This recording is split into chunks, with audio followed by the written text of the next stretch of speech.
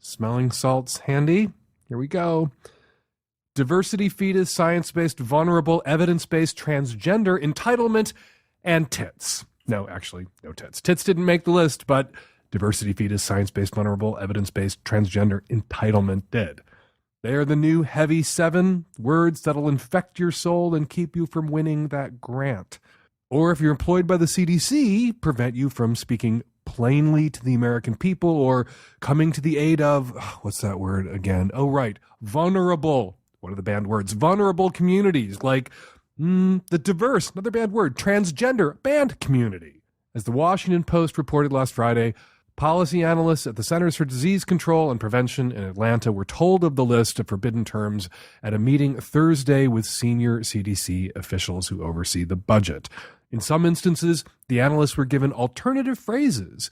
Instead of science-based or evidence-based, the suggested phrase is now, CDC bases its recommendations on science in consideration with community standards and wishes. An anonymous former CDC official suggests that maybe these words aren't quite banned, according to the New York Times, but maybe just flagged as the kind of words that might set off Republicans in Congress who could retaliate against the CDC, which is out there trying to prevent disease, by slashing funding for the CDC and the Department of Health and Human Services. A lot of people were freaking out all weekend about the words on the list itself. There is a meme going around with the words. Everyone's posting it to Instagram. I did too. And I think we should be freaking out about this and freaking out about how Orwellian a move this is. And yeah, the words themselves, diversity, fetus, science-based, vulnerable, evidence-based, transgender, entitlement. But I got hung up on the phrase that researchers and scientists at the CDC were urged to use in place of science-based or evidence-based. The CDC bases its recommendations on science in consideration with community standards and wishes. Wishes. We live in a country with tens of millions of people who wish transgender men and women didn't exist. We live in a country with tens of millions of people who believe climate change can be wished away. We live in a country with millions and millions and millions of people who wish we could go back to an imaginary time before we were so diverse. And these people, these wishers, they punch above their weight in Washington, thanks to our highly undemocratic U.S. Senate and our insanely undemocratic Electoral College. Our politics and our health and our safety are distorted to soothe the anger, paranoia, and toxic nostalgia of these wishers, including the wisher-in-chief who is sitting in the Oval Office. We outnumber them, the diverse reality-based community, people who believe in science and basing public policy on evidence. And as we've just shown in Alabama and Virginia, we, the reality-based community, we can out-organize and outvote and just plain out, as in toss out, the lunatics who are destroying our country one federal agency at a time. Lists of banned words, to say nothing of demanding that scientists abandon the scientific method. Scary. Lists of banned words are scary. People who draw up those lists are even scarier. And when those scary people are in power and they get away with banning words and phrases, they quickly move on to banning books, banning dissent, banning rival parties, and ultimately banning people.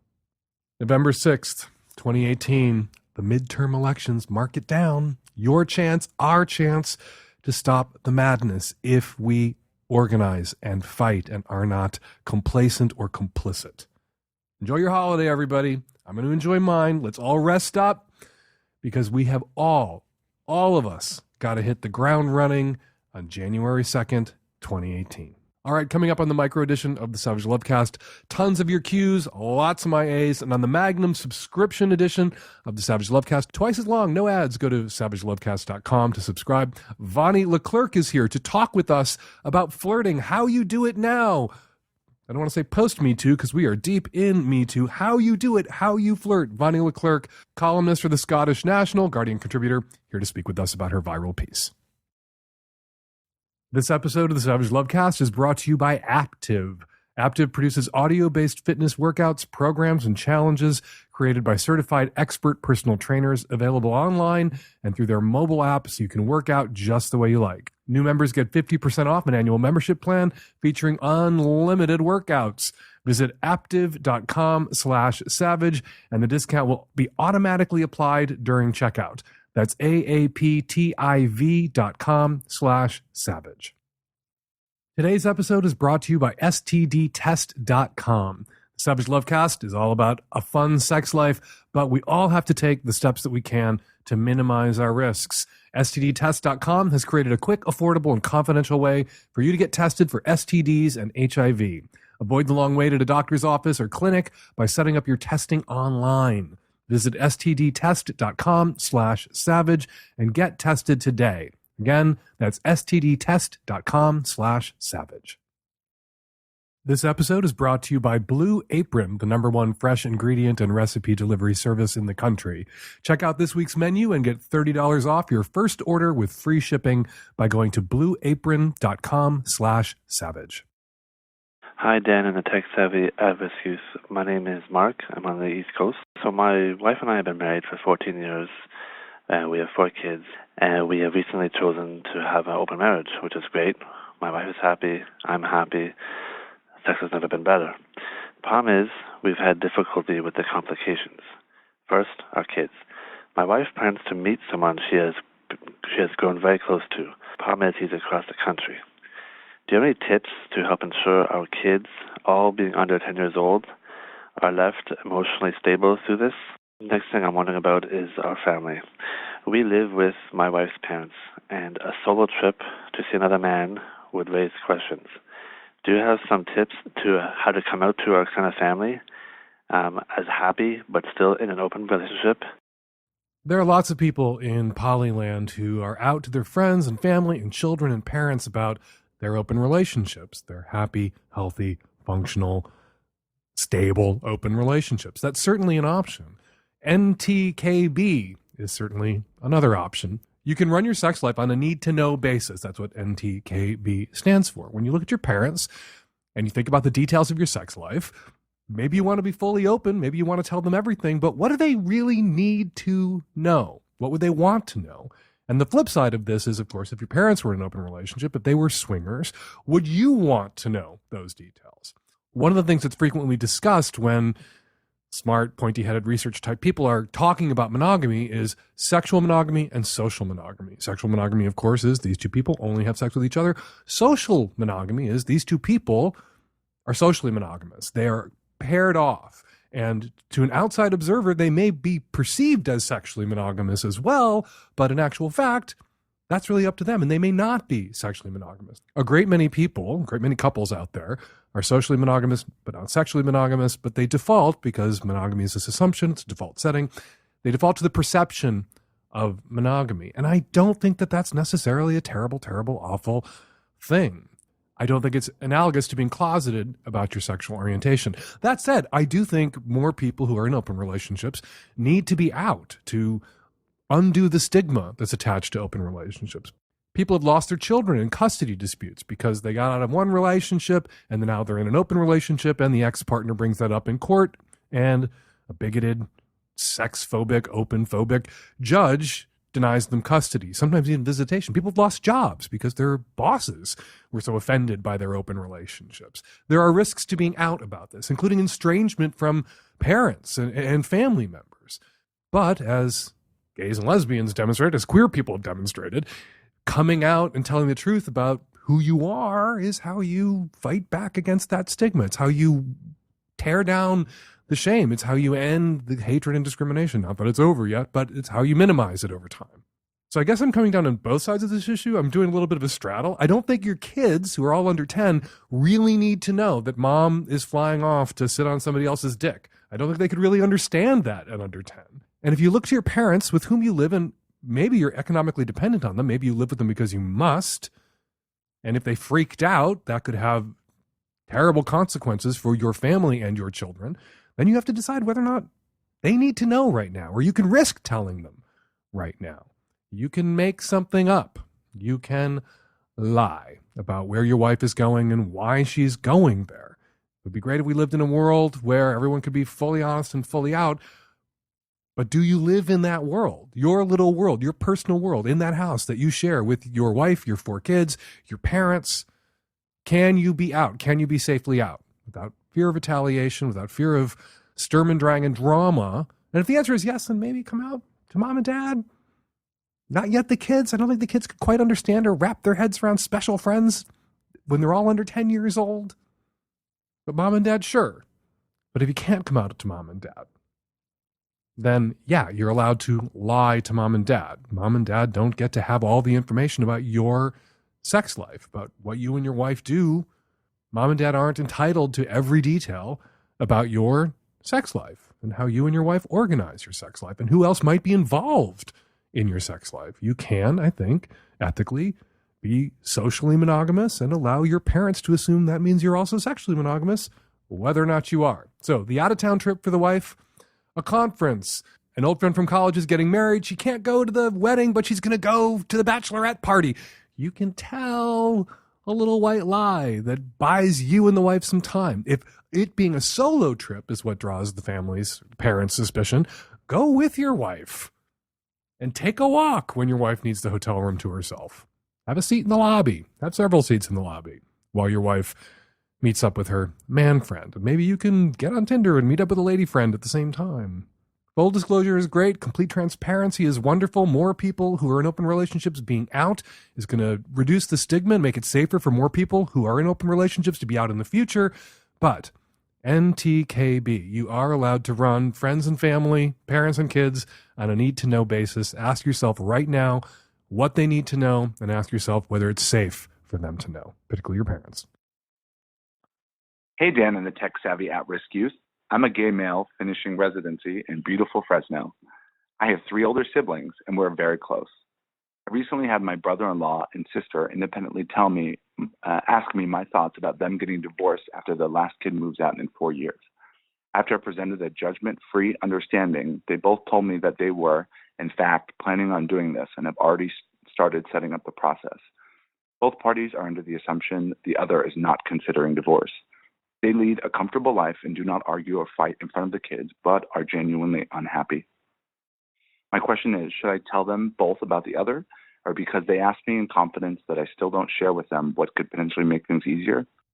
Your first loyalty would be to your sister, right? Presumably. They both confided in you, the sister and the brother-in-law. They both shared with you this secret plan that they've both, independent of each other, hatched to divorce each other. And they're both probably living in some sort of tense limbo, worried about how this news is going to be received. When your wife announces to her husband that she's divorcing him, she's probably a ball of tension about how that's going to go, how he's going to react, how that's going to be received, how devastated he's going to be or not going to be. And he probably feels the same way. What's her reaction going to be when I tell her, when I lower the boom, when the shoe drops, da-da-da-da. It would be a relief to both parties if you just blurted it out. You could do it in front of both of them. I think, though, because sister, first loyalty, you should go to her and in confidence reveal what her husband told you in confidence.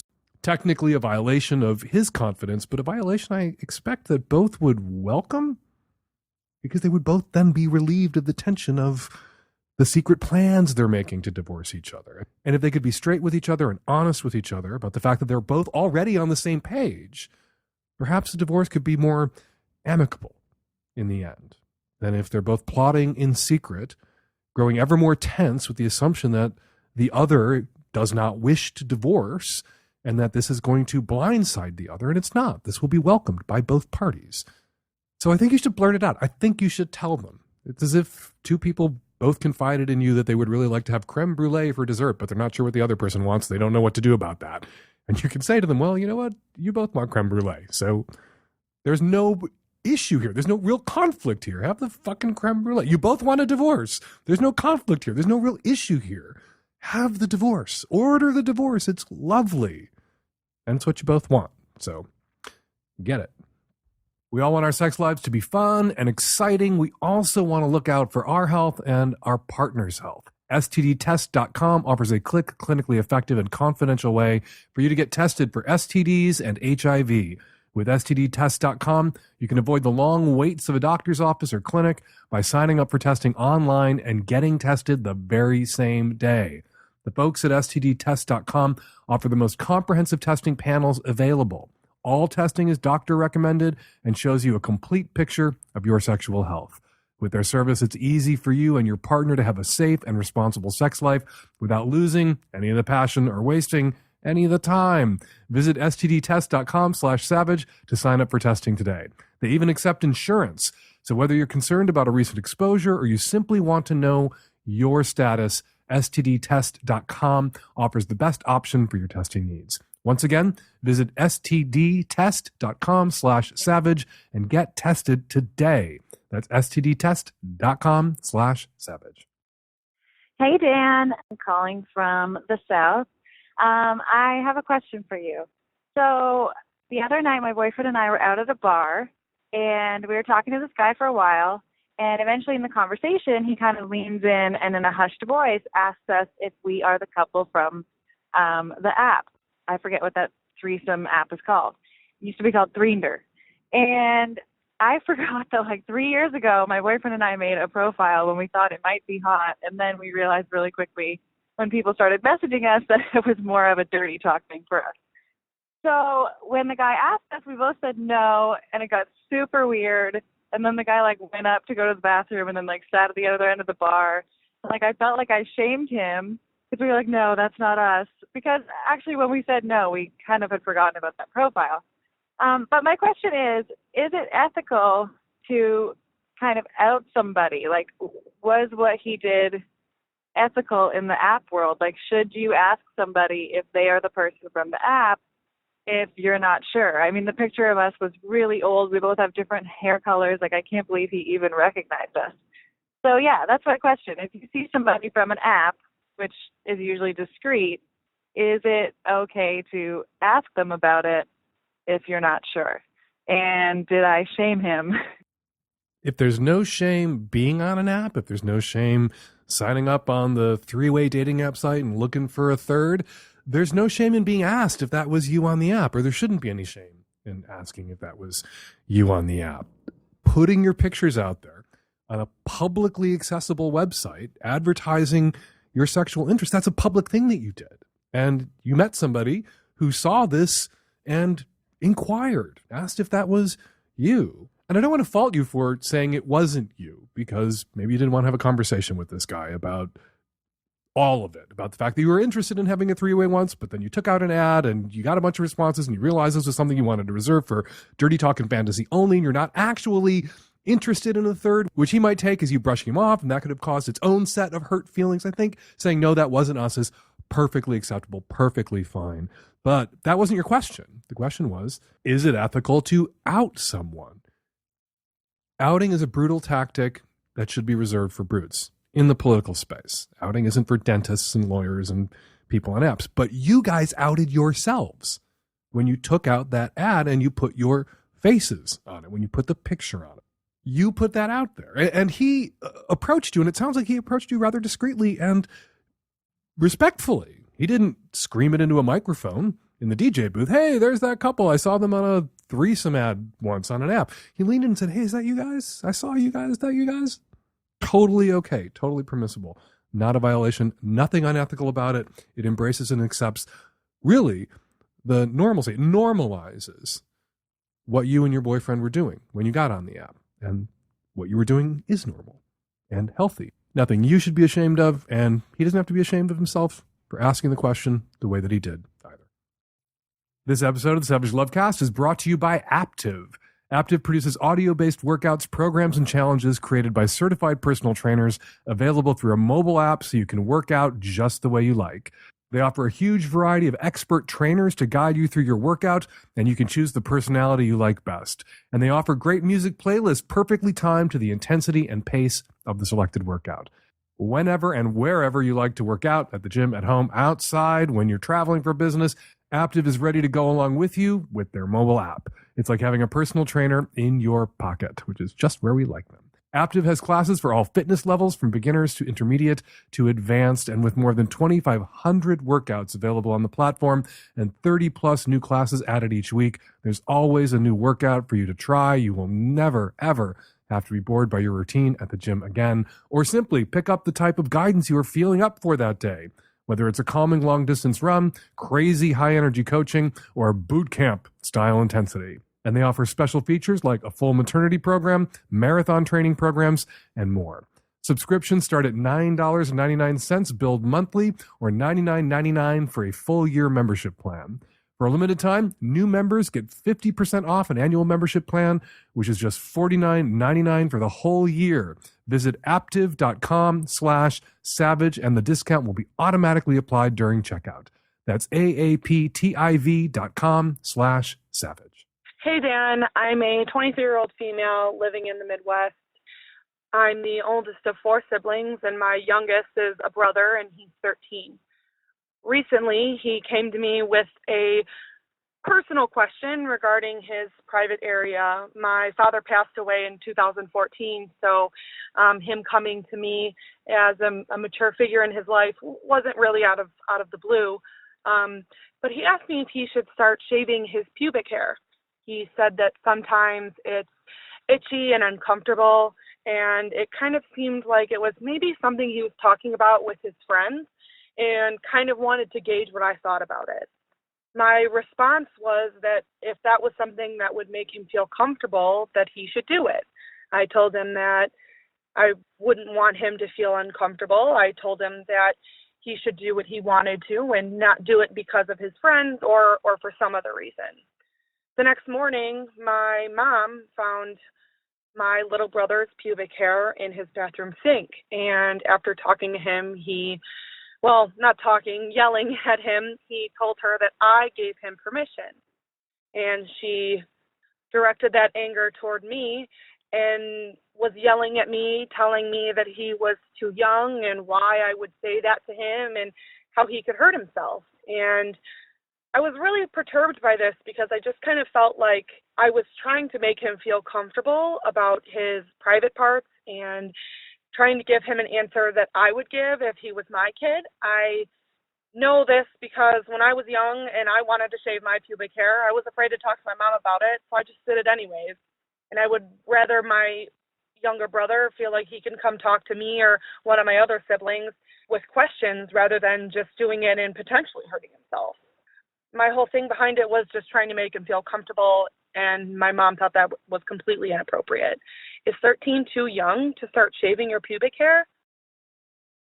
I don't think someone needs to shave their pubic hair when they're 13 necessarily. I certainly didn't shave my pubic hair when I was 13. I don't remember pubic hair arriving causing my crotch to itch. There might have been some other issue, a medical issue. Did he pick up scabies or crabs on the wrestling mats at school? There's a couple other places you could have gone in that conversation with him, because the onset of your adult pubed up life shouldn't be accompanied by scratching and itching necessarily. So it's a whole other convo you could have had with your 13-year-old brother about what might be the issue there above and beyond just, you have pubes now. However, I do think 13 is certainly an age where you can communicate to someone that their body is their body and that they have a right to control it, and they have a zone of autonomy and privacy around their genitalia, around their swimsuit areas, around their entire persons. And your brother, you could have said to your brother, didn't need your permission to shave his pubes. He doesn't need anyone's permission to shave his pubes. If he'd like to remove his pubic hair, he is certainly free to do so.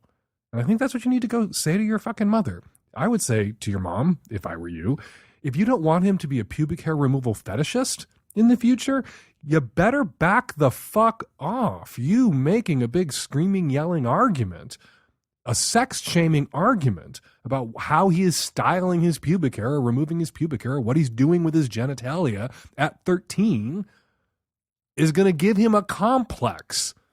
Do you want to give him a complex, Mom, about his junk? No.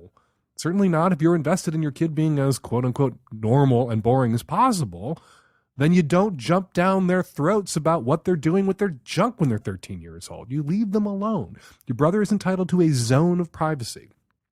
Also have an intervention with your brother where you talk about the fact that you acknowledge the fact that your mother is crazy and controlling in a way that's intrusive and sex-phobic and hostile. And so he's going to have to do a little stepping around mom's damage and mom's issues while he's living in her house. That means don't leave crusty socks on the floor. That means don't leave a pile of pubic hair in your sink where mom can find it. Don't leave things out there that your mom might freak out about when she stumbles over them, not because he shouldn't have a right to collect his pubic hair in a jar by the side of his bed, if that's what he wants to do. But mom's nuts, and unfortunately mom is in the power position in this house. There is a power dynamic there, a power differential, parent and child, that unfortunately he is going to have to work around for the moment. So tell mom to back off, and of course she most likely won't. Tell your brother, mom's crazy, so hide the pubes. Put him in the toilet, flush the fucking toilet, toss him out the window. It's good for the garden. Don't leave him where mom's going to find him. Blue Apron is the leading meal kit delivery service in the United States. Blue Apron's mission is to make incredible home cooking accessible to everyone, even not very credible home cooks like me. With Blue Apron, you're not just having burgers for dinner. You're making short rib burgers with a hoppy cheddar sauce on a pretzel bun. You're preparing seared steaks in thyme pan sauce with mashed potatoes, green beans, and crispy shallots, all in under 45 minutes and without a trip to the grocery store. They offer a 2-person plan, a family meal plan, and a wine plan. It's convenient, it's flexible, and it's super high quality. And Terry and I love it, and the recipes are recipes that even someone as inept in the kitchen as I am can do. I can make these meals, and I do regularly, and you should give it a try. Coming up on the menu this month, chili butter steaks with lemon parmesan broccoli and potatoes, and vegetable lo mein with bok choy and carrots. Blue Apron is treating Savage Lovecast listeners to your first 3 Blue Apron meals, a $30 value with your first order if you visit blueapron.com/savage. So check out this week's menu and get $30 off with free shipping and support the Savage Lovecast by going to blueapron.com/savage. Blue Apron, a better way to cook. Hey, Dan.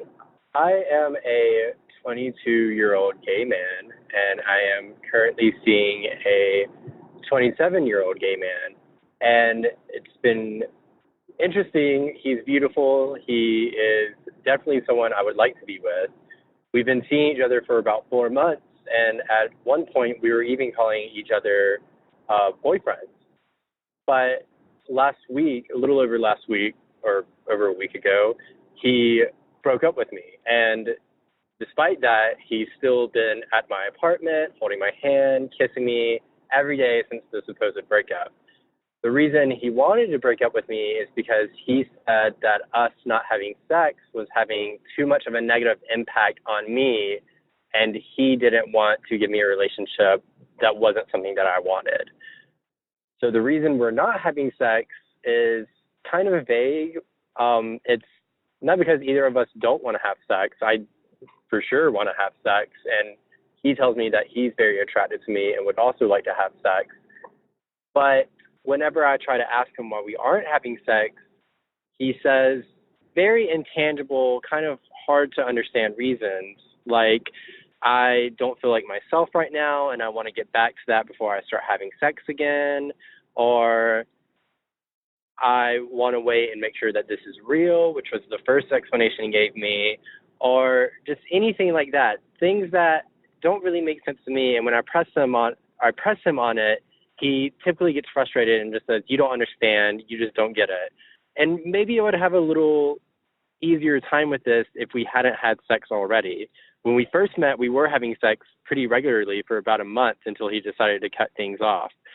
And I feel pretty bad because I've put my love life and my sex life on hold for this guy, and I haven't seen anyone else since we've met, because I feel like if I do, I'll ruin my chances with them. And I really honestly just don't want to see other people. So what do you think?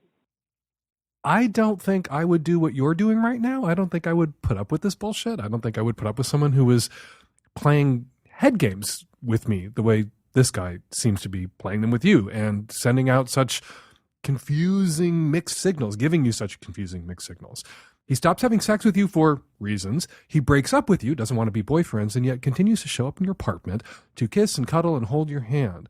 He wants, it seems, all of the tiny sort of but emotionally satisfying and significant aspects of an intimate romantic relationship without officially being your boyfriend for, again, reasons, and without having sex with you anymore for reasons. I wouldn't put up with that. I would tell him to go away, figure it out, and when he's ready to be my boyfriend, then he can come to my apartment and hold my hand, and we can cuddle and watch a little Netflix, and then he can suck my fucking dick, or I can suck his fucking dick, or we can fuck each other's butts. But this relationship limbo, inexplicable, mysterious mixed signaling that he's subjecting you to, yeah, no. And you need to draw a line. You can still wait for him. You say you don't want to have sex with anybody else. You say you hope it works out, whatever it is that's going on with him or his dick that he's not telling you about.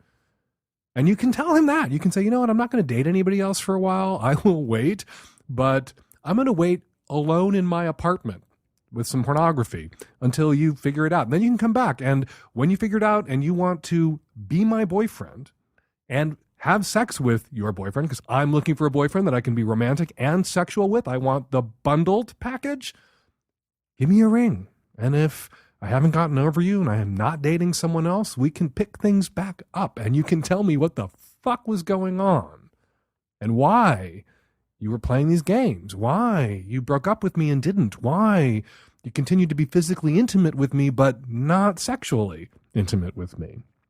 When you are ready to give me those explanations and you're ready to date and fuck, give me a buzz. And if I'm single, we can pick things back up. If not, you're shit out of luck. Hi, I'm a 38-year-old male, cis male, married, father, and straight. And I'm calling because I've been thinking a lot about consent, especially with all the news lately. And I've had this memory of when I was a kid of two girls when I was a teenager, young girls. I remember them saying that, like, the way to kill a mood was to say, can I kiss you? And I don't know if that was true and if that's still true, but it had a big impact on me, and because I think that had been my my signature move up until that point. From then on, I generally tried to avoid asking, and so there were a few occasions where it led to some cringeworthy, not well received going in for the kiss. But more often it just led to me being so nervous and scared to make a move that I just never would put the moves on somebody. So I was wondering if that's still a thing. And part of why I'm really wondering is because, as I mentioned, I'm a father of two young boys, and presumably I will be teaching them about the idea of consent someday. And so I want to know if things have changed or just how to approach teaching that. A little trip down memory lane here. I was 15 years old. I was in the apartment of the slightly older boyfriend of a friend of mine. My friend, a girl, left, and I was left alone in the apartment with her boyfriend. And we were kind of sitting close together on the couch, and then we were kind of cuddling on the couch, and then my head was in his lap, face up on the couch, and we were just talking. And then he looked at me and said, "What would you say if I asked to kiss you?" And it was the most intensely sexy, erotic thing that anyone at that point in my life had ever said to me. It was so fucking hot. And to get to answer the question in that moment with the affirmative was so hot, even though it did mean sleeping with my friend from school's older boyfriend, and that was all sorts of wrong. But it was all sorts of right as well, concurrently, paradoxically, at the same time, right and wrong. Part of what made it so delicious, I guess. But he asked, and there was nothing unsexy about the ask. People have this in their heads that asking someone for their consent in the moment to kiss them is to kill the mood. And I think that's because we see it on TV and we see it in movies constantly. We see that moment where both people are like kind of leaning into each other, and we're trained after seeing this again and again and again that at that moment you lock eyes and you shut up, and then someone, usually the dude, leans in and initiates the kiss. The problem with that scenario is someone might lean in and initiate a kiss and have misread all of the signals Even if there was erotic attention, if there was some attraction, they could misread the signal around whether that person wanted to act on the attraction. I certainly wanted to kiss my friend's boyfriend earlier in the evening. I did not, because he was my friend's boyfriend and I didn't know if he wanted me to kiss him, and I wasn't out and he wasn't gay, and we waited and hung out, and the tension built and built and built. And when the ask came, the kiss was almost an anticlimax after the ask. The ask was so sexy. So I just rejected this nonsense. This thing that you were told 25 years ago by a couple of teenage girls that even to this day torments you about how you were doing it wrong because you were asking. No, you were ahead of the curve. You were doing it right 25, 30 years ago when you were a young person and you were asking the girls that you might want to kiss if you could kiss them. You don't have to stop and ask in a formal way. If things are sexy, if erotic tension is building, it is possible to drop your voice an octave and ask somebody if you can kiss them, or to just tell someone how you're feeling. I really want to kiss you. And then they'll say, that would be awesome, or I wish you would already, or you know what, please don't. And it's important to get that you know what, please don't, because you don't want to misread someone's signals, because you could traumatize them, because you don't want to, because of dickful thinking, which is a problem for a lot of dudes, to misread someone's signals. Because your dick can convince you that they want to kiss you when what your dick is really convinced of is the fact that you want to kiss them. So you gotta do your due diligence. You gotta interrogate your dick. You gotta ask the question out loud. And that's what you need to tell your two boys. You need to ask this question. Now, some people are always going to think the ask is going to kill the mood. But leaning in for the kiss, or just kissing someone because you have this hunch that they want you to kiss them, that can kill a career. That can cost you a job. That can get your ass kicked out of college. Don't fucking do that. So tell your boys, you gotta ask. And nobody wants to be coached on how to be sexy by dad, but you should tell your boys that it's possible to ask that question without pressuring someone, using I statements, I really want to kiss you, and without killing the mood. That you can frame it in a way that itself rolls with the mood, that rolls the sexiness forward by inviting the other person to co-initiate with you, not for you to initiate all over them by yourself. And Vonny Leclerc and I get into this in much more detail. We unpack this at great length in this week's Magnum edition of the Savage Lovecast. So if you want to hear more about this, Dad, subscribe if you're not already a subscriber. Hi, all. I am a cisgendered, straight female living in the Midwest, and I'm calling about, I'm married. My husband and I have been together for a couple of years, and I'm just calling about something that he brought up about a year ago and brought it up again last night, that he wants to get a Prince Albert piercing. And at first I kind of emotionally reacted to this. I just was like, why would you want to do this? I know it's like, it's his body. He can do what he wants. But to me, it kind of like freaked me out a little bit. I think also my second reaction was, is this going to change like how we interact sexually? Like, is it going to like feel weird when we have sex? And so mostly I just want to know if either you, Dan, if you've had any experience with others who have this piercing, or if you know anyone who has this piercing and know if it has affected them physically or sexually, either positively or negatively. I'm mostly just concerned like what the healing process is, if it like completely changes the way that, you know, their penis reacts or anything. I guess I don't know much about it. I was looking it up online and I hear both sides. This is the Memory Lane show, talking earlier about the first guy who kissed me, and now I get to talk about, I have an ex-boyfriend, we were together for a year, and he had a PA, a Prince Albert piercing. For those of you who don't know what that is or what that looks like and don't want to Google it at work, it is a piercing where you make a hole in the urethra close to the piss hole, the pee hole in the urethra, and you put a ring through it, and the brand new hole heals up, and the ring stays in place. It's like a nose piercing, but for your dick. Fun fact, you will pee out both holes. Fun fact, you will come out both holes. So you will have to, if you're standing in a urinal and you have a PA, use your thumb to cover your bonus hole so that the pee doesn't go in two great directions. And when you come, you can just blow it all over the place. All that said, when it comes to sex, it was a big, fat nothing burger. It hardly impacted sex at all.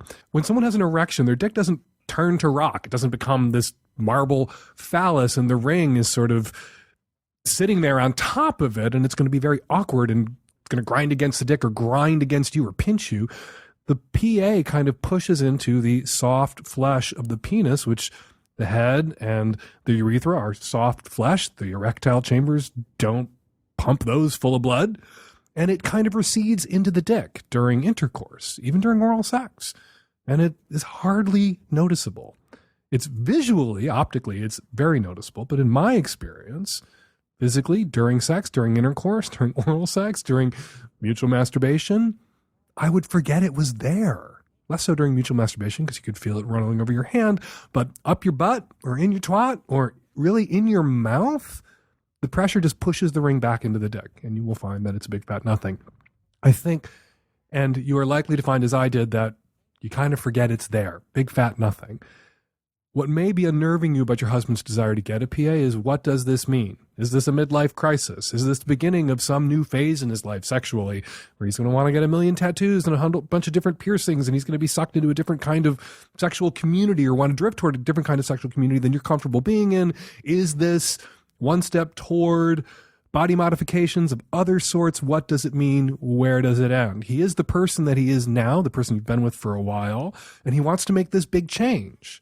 Is this the only big change that he wants to make? I think that's what makes people feel a little weird when the partner of many years gets a sports car, gets a tattoo, starts doing those cliche things, those cliche midlife crisis things, because they're doing one.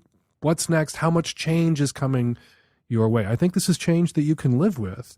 And I think you'll be more comfortable with this change if you can get some clarity from your husband about how much change is coming your way. Hi, Dan. This is in response to the woman who was bothered by her husband not doing his fair share of the chores around the house. My wife and I both hate doing chores, but we both want a clean house, and we really have to force ourselves to do these things. So we've made a checklist, like a spreadsheet with a list of things, and we make an effort. We just schedule it. We go through the whole list together, and that way it turns out pretty equal. And if he really believes in gender equity, he'd have no problem doing something like this. Also, there's an article in Harper's Bazaar called Women Aren't Nags, We're Just Fed Up, and it's about this exact issue. I recommend she read it and show it to her husband, and it goes into the idea of emotional labor and the inequity with that. This is a response to the man in episode 579 whose girlfriend won't go down on him. How is your hygiene? I once dated a guy, everything was awesome, but he, I swear, just never washed his balls. And so I'm someone who enjoys giving blowjobs, but I had no interest in going down on him because it just smelled like balls all up in my face when I would go down there. So that's just a thought. Hey, this is a comment in regards to the most recent episode about the girl that wants her coworker or whatever that she's attracted to go down on her, but not have anything to do with his dick. As a man, that would be totally hot. I would totally do that. And I think it'd be what I didn't hear Dan say, and maybe I missed it. I heard him say something about him jacking off later. Like, why can't he play with himself while he's going down on her? That's her not having anything to do with his dick, but he could have something with his dick. I love to eat my wife out and fucking jerk off while I'm doing it. It's one of my favorite things. If I was in that situation and that girl wanted me to do that to her, I would fucking do that. I would do that shit. All right, we're about to leave it there, but not quite yet, because we want to remind everybody that we are doing a live Christmas spectacular show at Portland's Revolution Hall on December 21st, Thursday night at 8 p.m. Join us. I will be there. Santa and the Pain Deer will be there. The Little Hummer Boy will be there. Comedian Caitlin Weyerhaeuser will be there, and singer Carsey Blanton will be there. We have a big holiday spectacular for you. Lots of gifts and prizes and giveaways and the human menorah. You will want to be there for our Happy Holidays live show December 21st, Revolution Hall. Go to savagelovecast.com and click on events for information and tickets. Also at savagelovecast.com, you can subscribe to the Magnum edition of the Savage Lovecast. You can also give the gift of the Magnum edition of the Savage Lovecast to friends that you know who listen to the micro edition of the show and would love to have the twice as long ad-free version of the Savage Lovecast under their tree or in their stocking or stuffed up an orifice for them this Christmas. Go to savagelovecast.com to subscribe. All right, we're going to leave it there. 206-302-2064 is the number here at the Savage Lovecast. If you'd like to record a question or a comment for a future show, give us a buzz. 206-302-2064. And if you like my political rants at the top of the show, you should be listening to my other podcast. It is called Blabbermouth. It is hosted every week by Pulitzer Prize-winning journalist Eli Sanders, me and Eli and Rich Smith. We discuss the week's news and we take the piss out of each other. It's fun. It's about politics. It's interesting. It's informative. Eli's really smart. And you should subscribe also to Blabbermouth. Follow me on Twitter at FakeDanSavage. Follow Vonny Leclerc on Twitter at Vonny_Bravo. The Savage Lovecast is produced every week by Nancy Hartunian and me and the tech-savvy at-risk youth and Nancy. We'll all be back at you next week with another installment of Savage Lovecast. Thanks for having me.